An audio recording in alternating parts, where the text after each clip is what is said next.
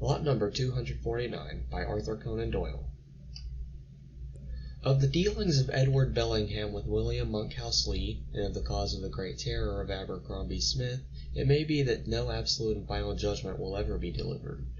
It is true that we have the full and clear narrative of Smith himself, and such corroboration as he could look for from Thomas Styles the servant, from the Reverend Plumptree Peterson, fellow of Olds, and from such other people as chanced to gain some passing glance at this or that incident in a singular chain of events.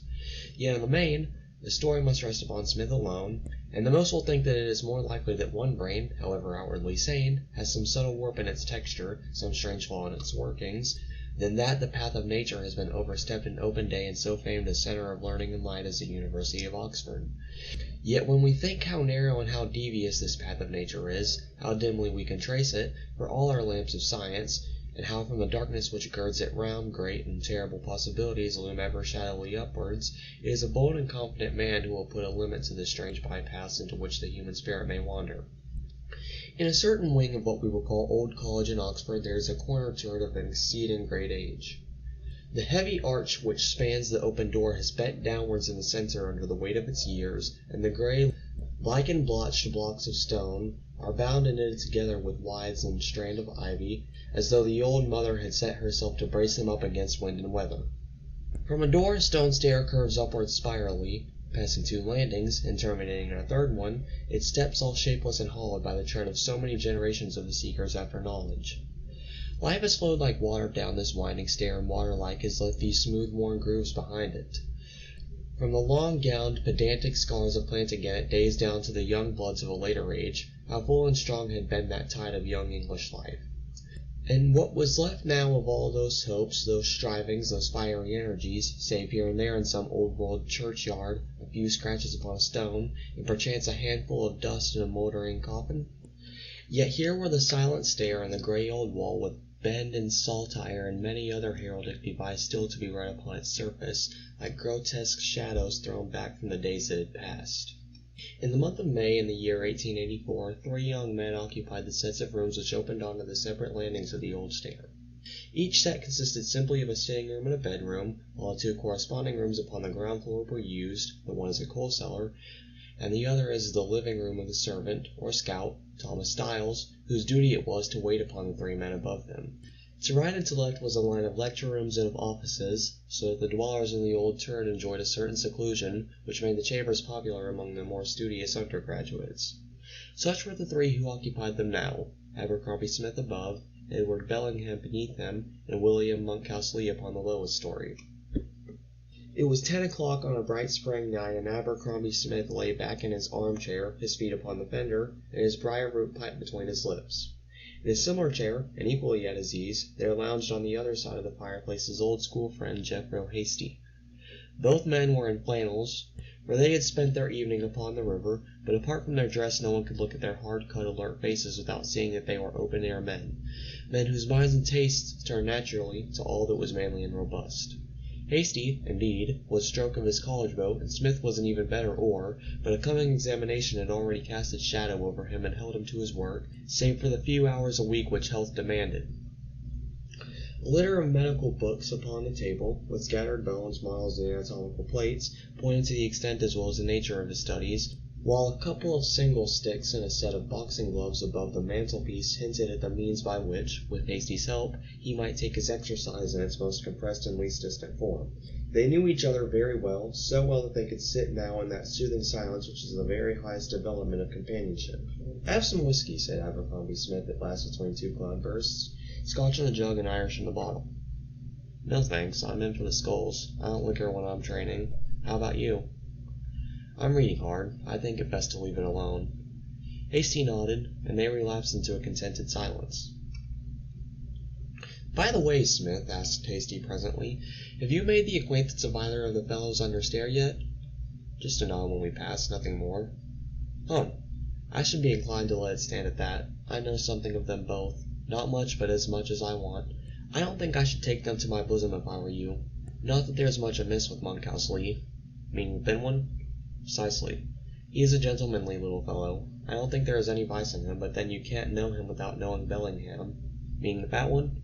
"Yes, the fat one. and he's a man whom I, for one, would rather not know." Abercrombie Smith raised his eyebrows and glanced across at his companion. "What's up, then?" he asked. "Drink? Cards? Cad? You used not to be censorious." "Ah, you evidently don't know the manner you wouldn't ask. There's something damnable about him, something reptilian. My gorge always rises at him. I should put him down as a man with secret vices, an evil liver. He's no fool, though. They say that he is one of the best men in his line that they have ever had in the college. Medicine or classics?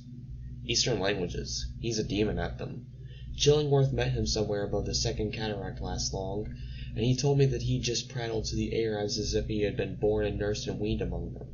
He talked Coptic to the Copts, and Hebrew to the Jews, and Arabic to the Bedouins, and they were all ready to kiss the hem of his frock coat.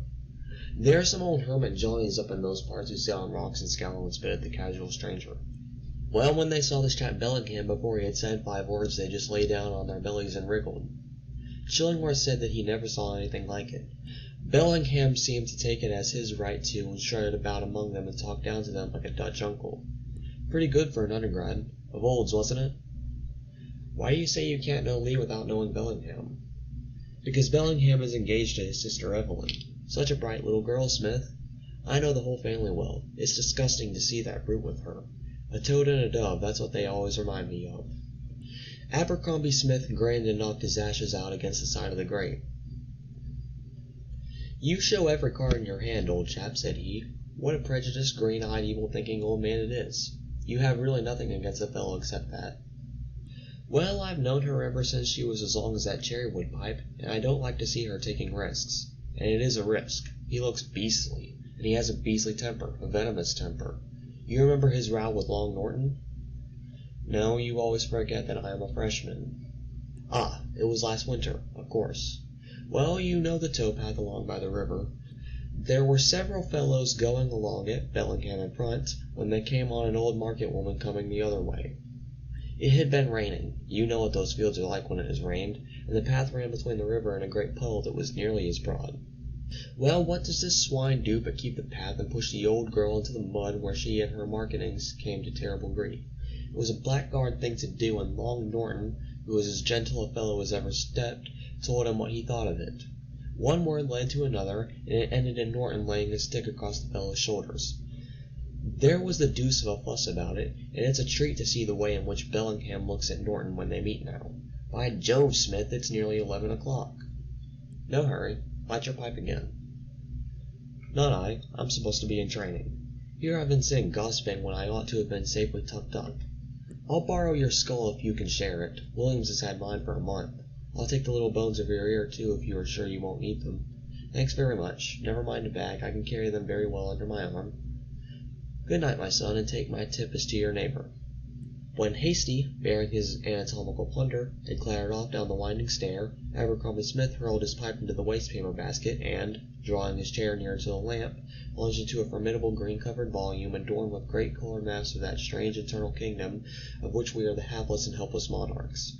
Though a freshman at Oxford, the student was not so in medicine, for he had worked 4 years at Glasgow and at Berlin, and this coming examination would place him finally as a member of his profession. With his firm mouth, broad forehead, and clear-cut, somewhat hard-featured face, he was a man who, if he had no brilliant talent, was yet so dogged, so patient, and so strong that he might in the end overtop a more showy genius. A man who can hold his own among Scotchmen and North Germans is not a man to be easily set back. Smith had left a name at Glasgow and at Berlin, and he was bent now upon doing as much at Oxford, if hard work and devotion could accomplish it. He sat reading for about an hour, and the hands of the noisy carriage clock upon the side table were rapidly closing together upon the 12, when a sudden sound fell upon the student's ear. A sharp, rather shrill sound, like the hissing intake of a man's breath who gasps under some strong emotion. Smith laid down his book and slanted his ear to listen. There was no one on either side or above him, so that the interruption came certainly from the neighbor beneath, the same neighbor of whom Hasty had given so unsavory an account. Smith knew him only as a flabby, pale-faced man of silent and studious habits, a man whose lamp threw a golden bar from the old turret even after he had extinguished his own. This community and lateness had formed a certain silent bond between them. It was soothing to Smith when the hours stole on towards dawning to feel that there was another so close who set as small a value upon his sleep as he did. Even now, as his thoughts turned towards him, Smith's feelings were kindly. Hasty was a good fellow, but he was rough, strong-fired, with no imagination or sympathy. He could not tolerate departures from what he looked upon as the model type of manliness. If a man cannot be measured by a public school standard, then he was beyond the pale with Hasty.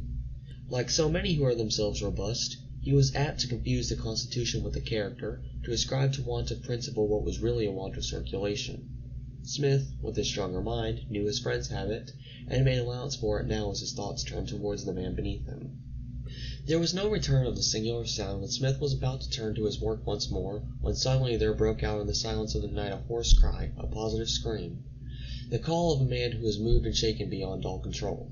Smith sprang out of his chair and dropped his book.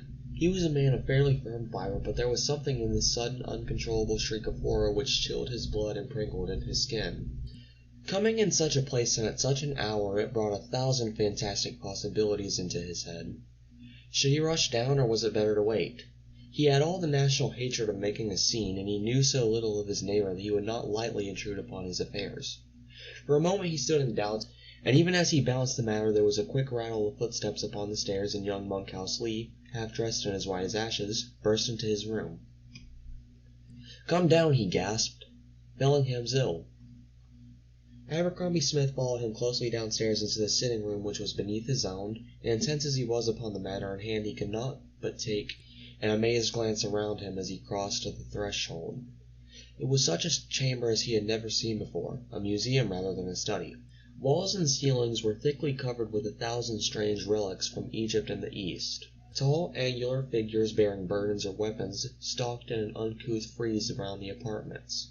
Above were bull-headed, stork-headed, cat-headed, owl-headed statues, with viper-crowned, almond-eyed monarchs, and strange beetle-like deities cut out of the blue Egyptian lapis lazuli. Horus and Isis and Osiris peeped down from every niche and shelf, while across the ceiling a true son of old Nile, a great hanging jolly crocodile, was slung in a double noose. In the center of this singular chamber was a large square table littered with papers, bottles, and the dried leaves of some graceful palm-like plant. These varied objects had all been heaped together in order to make room for a mummy case, which had been conveyed from the wall, as was evident from the gap there, and laid across the front of the table.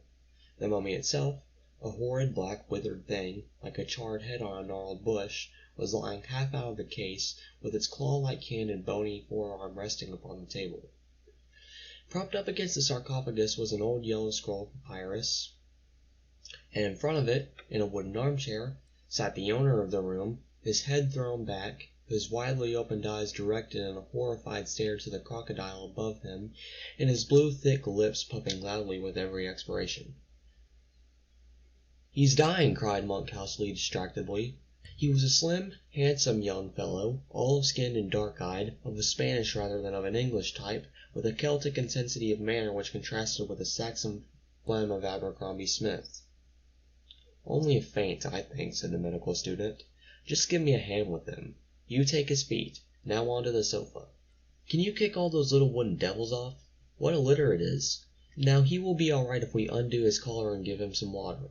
What has he been up to at all?"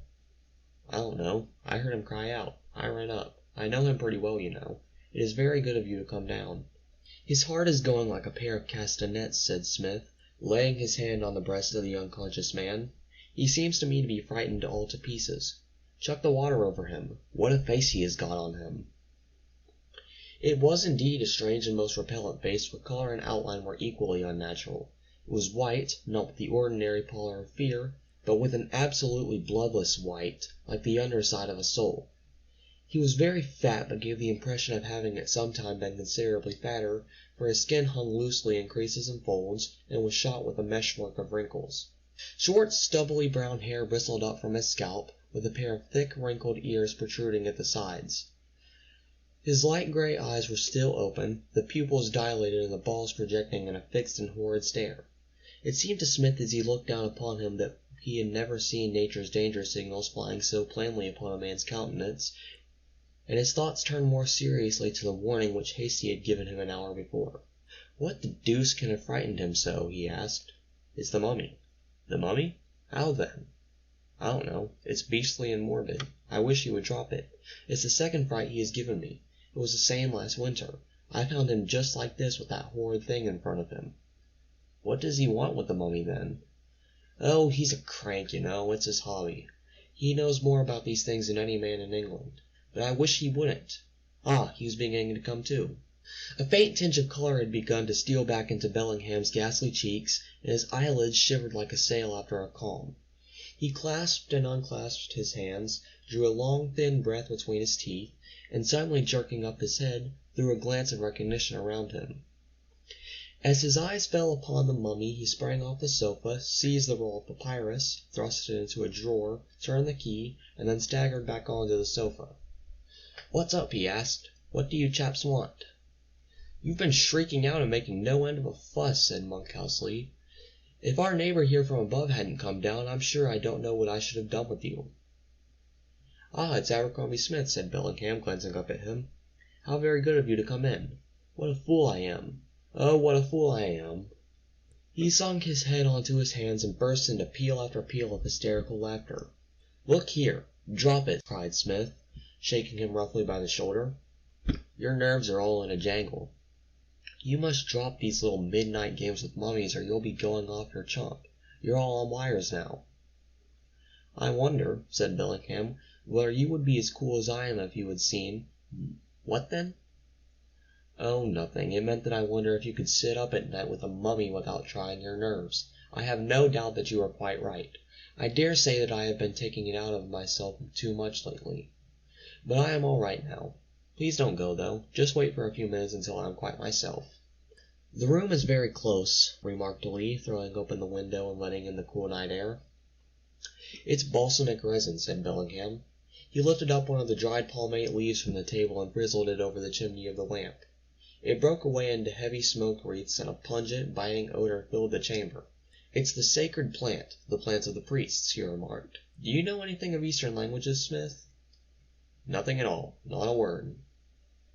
The answer seemed to lift a weight from the Egyptologist's mind. "By the way," he continued, "how long was it from the time that you ran down until I came to my senses?" "Not long. Some 4 or 5 minutes." "I thought it could not be very long," said he, drawing a long breath. "But what a strange thing unconsciousness is! There is no measurement to it. I could not tell from my own sensations if it were seconds or weeks. Now that gentleman on the table was packed up in the days of the 11th dynasty, some 40 centuries ago, and yet if he can find his tongue, he would tell us that this lapse of time has been but a closing of the eyes and a reopening of them. He is a singularly fine mummy, Smith." Smith stepped over to the table and looked down with the professional eye at the black and twisted form in front of him. The features, though horribly discolored, were perfect, and 2 little nut-like eyes still lurked in the depths of the black hollow sockets. The blotched skin was drawn tightly from bone to bone, and a tangled wrap of black coarse hair fell over the ears. 2 thin teeth, like those of a rat, overlay the shriveled lower lip. In its crouching position, with bent joints and craned head, there was a suggestion of energy about the horrid thing which made Smith's gorge rise. The gaunt ribs, with their parchment-like covering, were exposed, and the sunken, leaden-hued abdomen, with the long slit where the embalmer had left his mark. But the lower limbs were wrapped around with coarse yellow bandages. A number of little clove-like pieces of myrrh and of cassia were sprinkled over the body, and lay scattered on the inside of the case. "I don't know his name," said Bellingham, passing his hand over the shriveled head. "You see the outer sarcophagus with the inscriptions is missing. Lot 249 is all the title he has now. You see it printed on his case. That was his number in the auction at which I picked him up." "He has been a very pretty sort of fellow in his day," remarked Abercrombie Smith. "He has been a giant. His mummy is 6 feet 7 in length, and that would be a giant over there, for they were never a very robust race. Feel these great knotted bones, too. He would be a nasty fellow to tackle." "Perhaps these very hands helped to build the stones of the pyramids," suggested Monkhouse Lee, looking down with disgust in his eyes at the crooked, unclean talons. "No fear. This fellow has been pickled in natron, and looked after in the most approved style. They did not serve hoddsmen in that fashion. Salt or bitumen was enough for them. It has been calculated that this sort of thing cost about £730 in our money. Our friend was a noble at the least. What do you make of that small inscription near his feet, Smith?" "I told you that I know no Eastern tongue." "Ah, so you did." It is the name of the embalmer, I take it. A very conscientious worker he must have been. I wonder how many modern works will survive 4,000 years. He kept on speaking lightly and rapidly, but it was evident to Abercrombie Smith that he was still palpitating with fear. His hands shook, his lower lip trembled, and look where he would, his eye always came sliding round to his gruesome companion. Through all his fear, however, there was a suspicion of triumph in his tone and manner. His eyes shone, and his footstep, as he paced the room, was brisk and jaunty. He gave the impression of a man who has gone through an ordeal, the marks of which he still bears upon him, but which has helped him to his end. "You're not going yet," he cried, as Smith rose from the sofa. At the prospect of solitude, his fears seemed to crowd back upon him, and he stretched out a hand to detain him. "Yes, I must go. I have my work to do. You are all right now. I think that with your nervous system you should take up some less morbid study." "Oh, I am not nervous as a rule, and I have unwrapped mummies before." "You fainted last time," observed Monkhouse Lee. "Ah, yes, so I did. Well, I must have a nerve tonic or a course of electricity. You are not going, Lee?" "I'll do whatever you wish, Ned." "Then I'll come down with you and have a shakedown on your sofa. Good night, Smith. I am so sorry to have disturbed you with my foolishness." They shook hands, and as the medical student stumbled up the spiral and irregular stair he heard a key turn in the door, and the steps of his two new acquaintances as they descended to the lower floor. In this strange way began the acquaintance between Edward Bellingham and Abercrombie Smith, an acquaintance which the latter, at least, had no desire to push forward. Bellingham, however, appeared to have taken a fancy to his rough-spoken neighbor, and made his advances in such a way that he could hardly be repulsed without absolute brutality.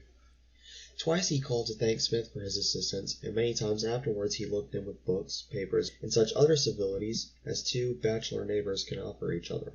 He was, as Smith soon found, a man of wide reading, with catholic tastes and an extraordinary memory.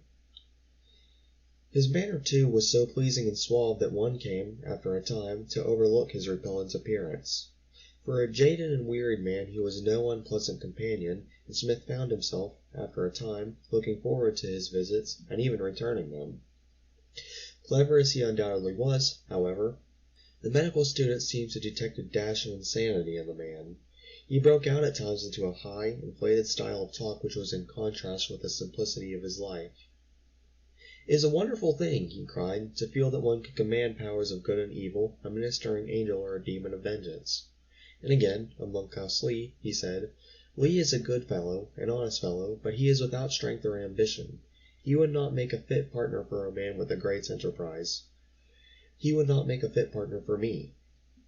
At such hints and innuendos stolid Smith, puffing solemnly at his pipe, would simply raise his eyebrows and shake his head, with little interjections of medical wisdom as to earlier hours and fresher air. One habit Bellingham had developed of late which Smith knew to be a frequent herald of a weakening mind. He appeared to be forever talking to himself.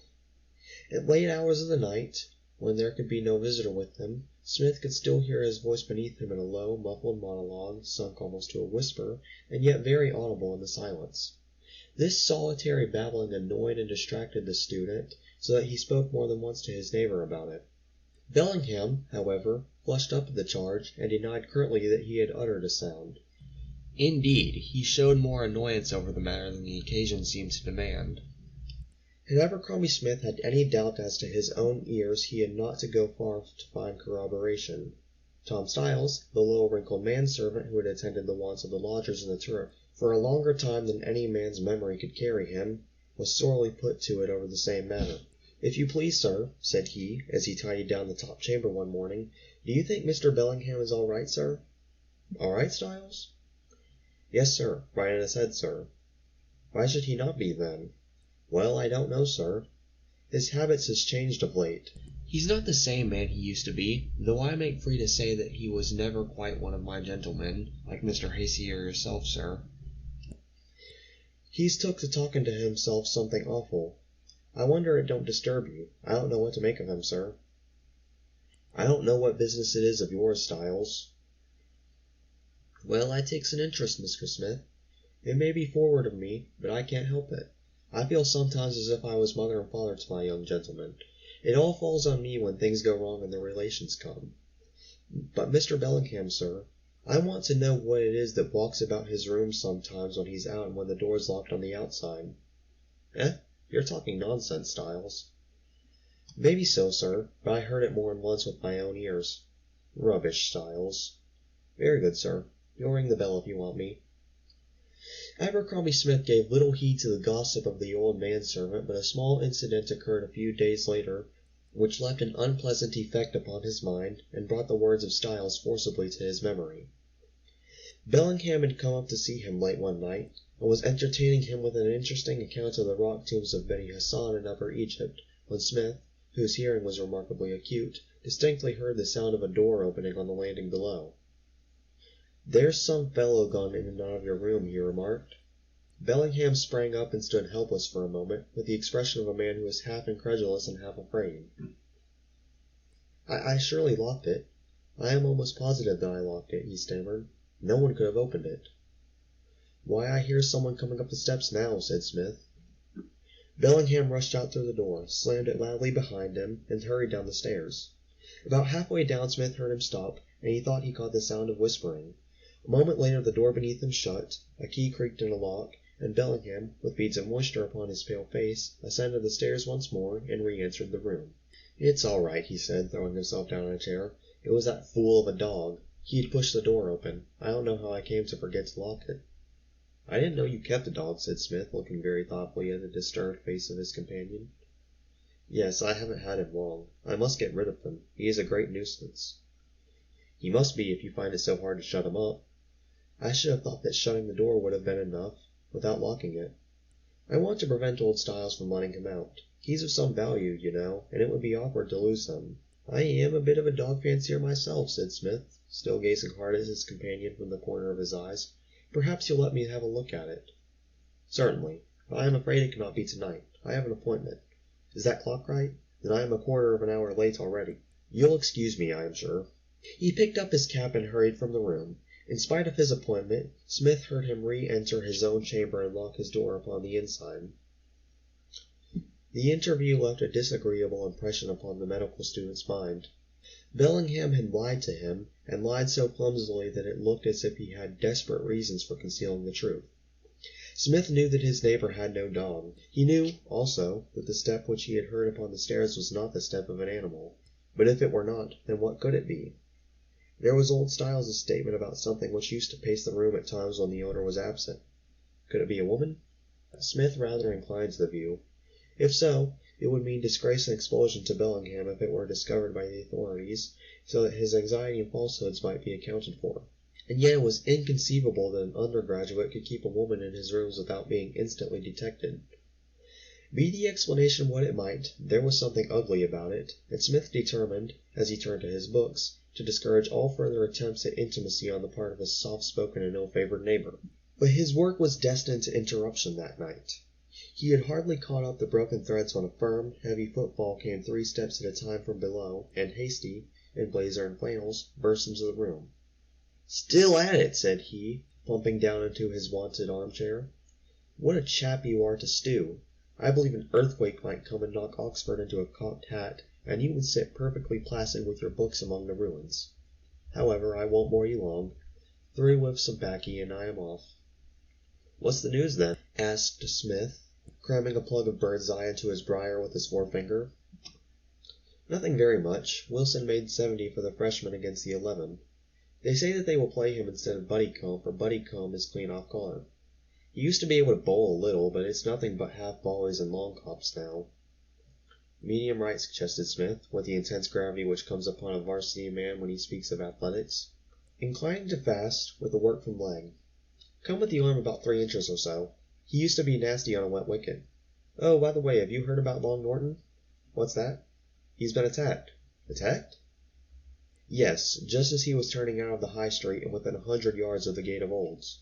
"But who—" "Ah, that's the rub. If you said what, you would be more grammatical. Norton swears that it was not human, and, indeed, from the scratches on his throat, I should be inclined to agree with him." "What then? Have we come down to spooks?" Abercrombie Smith puffed his scientific contempt. "Well, no, I don't think that is quite the idea either. I'm inclined to think that if any showman has lost a great ape lately, and the brute is in these parts, A jury would find a true bill against it. Norton passes that way every night, you know, about the same hour. There's a tree that hangs low over the path, the big elm from Rainey's garden. Norton thinks the thing dropped on him out of the tree. Anyhow, he was nearly strangled by two arms, which, he says, were as strong and as thin as steel bands. He saw nothing, only those beastly arms that tightened and tightened on him. He yelled his head nearly off, and a couple of chaps came running, and the thing went over the wall like a cat. He never got a fair sight of it the whole time. It gave Norton a shake-up, I can tell you. I tell him it has been as good as a change at the seaside for him. A garroter, most likely, said Smith. Very possible. Norton says not, but we don't mind what he says. The garroter had long nails and was pretty smart at swinging himself over walls. By the way, your beautiful neighbor would be pleased if he heard about it. He had a grudge against Norton, and he's not a man, from what I know of him, to forget his little debts. But hallo, old chap, what have you got in your noddle? Nothing, Smith answered curtly. He had started in his chair, and the look had flashed over his face which comes upon a man who is struck suddenly by some unpleasant idea. You looked as if something I had said had taken you on the raw. By the way, you have made the acquaintance of Master B since I looked in last, have you not? Young Monkhouse Lee told me something to that effect. Yes, I know him slightly. He has been up here once or twice. Well, you're big enough and ugly enough to take care of yourself. He's not what I should call exactly a healthy sort of Johnny, though, no doubt. He's very clever and all that. But you'll soon find out for yourself. Lee is all right. He's a very decent little fellow. Well, so long, old chap. I row Mullins for the Vice-Chancellor's Pod on Wednesday week, so mind you come down in case I don't see you before. End of Part 1 of Lot Number 249 by Arthur Conan Doyle.